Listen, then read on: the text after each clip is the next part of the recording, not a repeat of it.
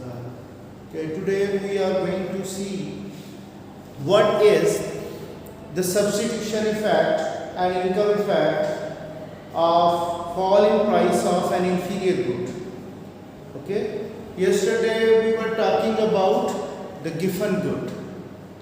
Okay, Giffen good is a type of inferior good in which income effect is stronger, it is negative, income effect is negative, but it is stronger than the substitution effect.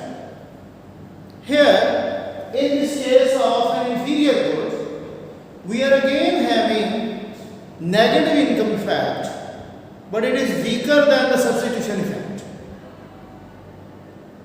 What I say?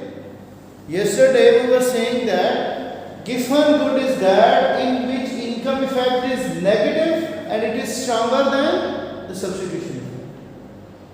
Whereas in case of inferior good, again income effect is again negative, but it is weaker than the substitution effect. Clear? So this is the main very smaller type of difference between the two types of goods. One is called Giffen good and inferior good. So look here. Sir? Yes.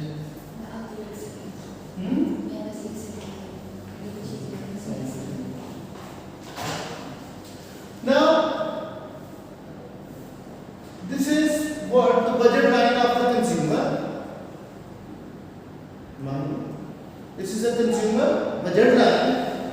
Now we see, we are going to have this type of indifference curve where consumer is in equilibrium at point E1. Okay? He is consuming a bundle at E1 where his consumption is optimized. He is enjoying the maximum of total utility within given income and the prices of the two goods. Now again I am going to decrease the price of this commodity X. Now see, when price decreases, what happens to the budget line? This is a difference curve. It will have an outward rotation.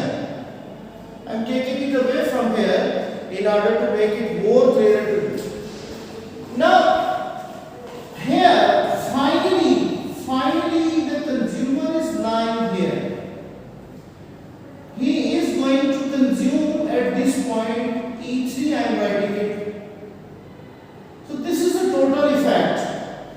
From 3x to, you can see, 4x. Finally, consumer has increased the consumption of commodity X due to fall in its price like the normal good. In case of normal good, we were also saying that when price falls, consumer will increase its quantity demanded. Here again it has increased. But in order to see the substitution effect, we all know what we have to do. We have to take away some of the income of the consumer and make him able to consume along his previous difference curve. So I am making this stringency condition at this point. Clear? So here, this is what? This is E2. From E1 to E2, you see over here, this is a substitution effect. You can see this is now 7 units of X. Clear? Substitution effect says increase the consumption of this commodity X as it is now low priced. Okay? So low price it is. So substitution effect is positive by the 4 units. Whereas income effect says its price has gone down, your real income has increased, so consume less. Finally, consumer consumes the 4 units. Okay? He decreases the consumption of X by 3 units. So how much is the substitution effect? 4 units. Whereas the income effect is negative, but it is the 3 units. So substitution effect is now stronger than the income effect, it is also an inferior good where income effect is negative, but now it is weaker than the substitution effect. Now see over here, its demand is downward sloping, but previously consumer was here, now he is here. So if we see demand is little bit steeper. If we were having a demand curve of a normal good, it was little bit flatter. This is the main difference. In a normal good, we were having the difference curve at this point on the very right. So we were having the new point over here. So the demand curve of this inferior good, it is downward sloping, but it is steeper than any other normal good in which both substitution and income effects are the positive one. Clear? So we have analyzed, any question with respect to this one? We have analyzed three types of goods. One is the normal good. I write over here a brief summary. Normal good, when its price of X falls, its substitution effect is positive, its income effect is also positive, and it is having a downward sloping demand curve. Whereas a Giffen good, its price falls, now its substitution effect is positive, but income effect is negative. But income effect is which is negative, it is stronger than substitution effect. Alright? Whereas the inferior good, what happens to the inferior good? In case of inferior good, its substitution effect is positive, income effect is negative, but income effect is now weaker than the substitution effect. Income effect is weaker than substitution effect. Any questions you are talking about? Sir, जो different goods होते हैं वो I guess luxury items होती हैं sir. What? Luxury items. Any type. Inferior good which is having when price is quite fall, you do not mind less of this one. जो different goods हैं क्या वो luxury goods Can be. Okay. So what we are talking about? So when there is a question is that explain how a rational consumer will be able to maximize his satisfaction within given income and the prices of the goods by using the indifference curve and budget line approach. Sometimes the question is explicitly asking you to explain the consumer behavior by using budget line and indifference curve. Or sometimes they ask you why the demand curve often discuss whether the demand curve of a good is always downward sloping due to fall in the price of the product. Can you answer this question? So you can say for a normal good the demand curve will be downward sloping because its substitution and income effects are both positive, but for the Giffen good it will not be a downward sloping demand curve, rather it is upward sloping.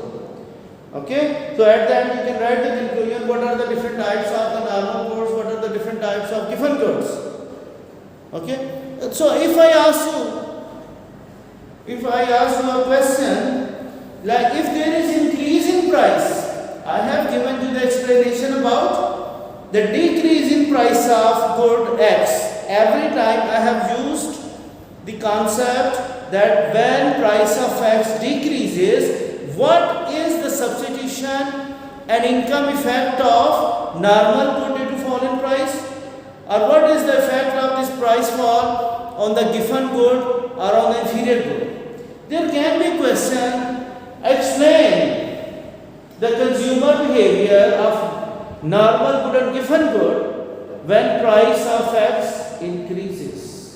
तो उसको सरल तो हाँ, वो ये- budget and input shift होगी. Do it yourself at home and show it to me by tomorrow. This can be one of the assignment because one thing which we are doing in our session, we are learning something. In exam, you can face the opposite case of the same thing. Rather to think over while you are sitting in the examination hall, it's better to improvise your knowledge by the opposite concept of the same thing. Clear? So do it at home. कि when price of commodity X increases, how can we show the normal good analysis and the Giffen good analysis? Now, one thing which I want to explain to you, another thing that is called, in case of cardinal approach, we said utility can be made in terms of numbers. Later on, that approach was rejected by this approach of indifference curve, the ordinal approach, where goods are ranked according to the consumer preferences. Clear or not? So do you think it is more realistic theory to analyze the consumer behavior in the market? Do you think always consumer is showing always the rational behavior in the market of normal good, market of a given good? Is it the case? Not always. Not always. It is more realistic because it says that utility cannot be measured. We can rank the goods. But every time when we are in the market, consumer is not showing a rational behavior. When we go to the market, we are also influenced by the advertisements. When we are buying something, although it is not of our use or it is not giving us that satisfaction which we were presumed, but still we are buying because we are influenced by the advertisement we have watched on television. Clear? So rational consumer will not be having the rational behavior when he is or she is influenced by the brand ambassador of that product. You can take an example of Nestle Foods. Many of the brand ambassadors, they are showing their advertisements on television that this product is better than our rival firm. So consumer rationality is attacked. Sometimes we look at the product, it is larger in size, like its packaging is showing us a large size, but whenever we buy it, it is not of that quality, that satisfaction cannot be attained. Again, consumer rationality is affected, so consumers may not be showing the rational behavior in the market. Do you know, sometimes we buy the goods due to impulse. Impulse buying, what is that, Mahmoud? Do you have any experience of impulse buying? आपको अच्छा लगेगा आपने ले लिया. You have the experience when you go to any departmental store. Goods are properly displayed. You don't have any idea to buy the product, how much satisfaction you will get, but due to their proper display, you are still buying without considering how much satisfaction you will be getting, whether it will be equal to the monetary utility of the last dollar spent or not. So impulsive buying, that is showing irrational behavior of the consumer. Clear? So consumers, sometimes we find a question, discuss whether consumer is always having a rational behavior in the market. So we can write these points in order to attack the consumer rationality, that although our assumption is that consumer is rational when he is going to show its behavior by using indifference curve and budget line, or by using the other approach of cardinal theory. So all these two theories are having the assumption of consumer rationality, but that rationality can be attacked by the advertisements, impulsive buying, or sometimes we are also deceived by the product, like it is showing a high level of satisfaction, but actually it is not. Okay, so keep it in mind these points, and then we will be proceeding further on the producer behavior. our consumer analysis of microeconomics that is finished today. We have concluded it, and by the next lesson we will be having the producer behavior. Okay, thank you.